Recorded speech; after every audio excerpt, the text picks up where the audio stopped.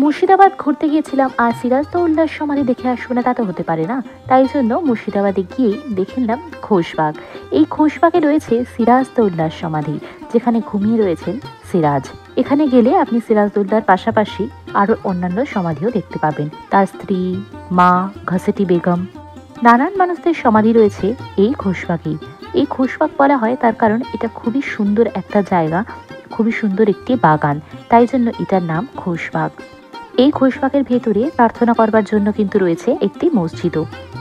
আর চারিদিকে বাগানের ঠিক মধ্যখানে রয়েছে সিরাজের সমাধি।